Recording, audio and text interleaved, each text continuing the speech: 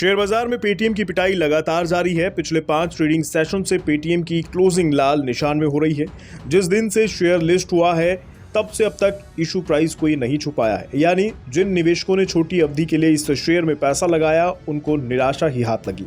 Paytm का share आज 2.5% गिरकर 1597 पर बंद हुआ। पिछले 5 ट्रेडिंग सेशन में पेटीएम का शेयर 7.25% टूटा है। लिस्टिंग के दिन पेटीएम 27% टूटा था। पेटीएम की लिस्टिंग 1950 रुपए पर हुई थी, जबकि इशू प्राइस 2150 रुपए था।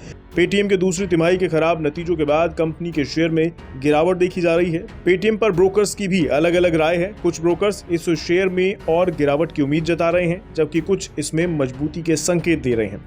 ब्रोकरेज फर्म जेएम फाइनेंशियल ने 1240 रुपए के टारगेट प्राइस के साथ पेटीएम को सेल रेटिंग दी है।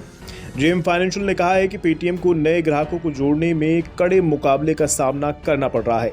इससे कंपनी की पेमेंट से होने वाली आय पर असर पड़ सकता है।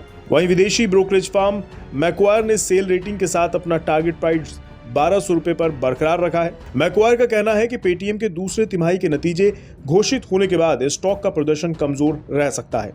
वहीं डोलेट कैपिटल ने पेटीएम को बाय रेटिंग देते हुए 2500 रुपए का टारगेट प्राइस दिया है। ब्रोकरेज ने कहा है कि पेटीएम अब लोगों के रोजमर्रा के जीवन की जरूरत बनकर उभरा है। ये इसे भारतीय इंटरनेट इंडस्ट्री के सबसे मजबूत डिजिटल ब्रांड का स्थान देता है। डोलेट कैपिटल को पेटीएम के रेवेन्यू में अगले 1 दशक में 40% की सालाना दर से ग्रोथ का अनुमान है। सितंबर तिमाही के पेटीएम के नतीजे अच्छे नहीं रहे हैं। सितंबर तिमाही के नतीजों के बाद भी साफ नहीं हो पाया कि कंपनी कब मुनाफे में आएगी। दूसरी तिमाही में कंपनी का घाटा कम होने के बजाय बढ़ गया है। सितंबर तिमाही में कंपनी का घाटा बढ़कर 481.70 करोड़ रुपए हो गया है, जबकि इससे पिछली तिमाही में ये घाटा 436.70 करोड़ रुपए था। हालांकि कंपनी की आय 49.6% बढ़कर 1086.4 करोड़ रुपए हो गई है। पिछले साल इसी तिमाही में कंपनी को 663.9 करोड़ रुपए की आय हुई थी।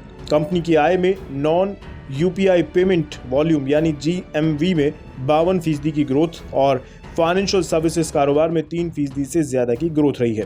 कंपनी का एक्सपेंस रेशो 8.4% बढ़ा है। कंपनी ने घाटे में बढ़ोतरी की वजह एक्सपेंस रेशो का बढ़ना बताया है। पिछले 8 साल से पेटीएम घाटे में है। कंपनी के सीईओ विजय शेखर शर्मा ने जनवरी 2021 में कहा था कि इस बार कंपनी मुनाफे में आ सकती है, क्योंकि कोरोना की वजह से डिजिटल ट्रांजैक्शन में तेजी देखी गई है, लेकिन नतीजे नेगेटिव रहे। इससे पहले 2020 में भी कंपनी को 2,942 करोड़ रुपए का नुकसान हुआ था। पेटीएम के शेयर में निवेश करने वाले निवेशकों की सबसे बड़ी चिंता पेमेंट बिजनेस में मार्जिन का कम होना और इसका हाईली कॉम्पिटिटिव मार्केट होना है।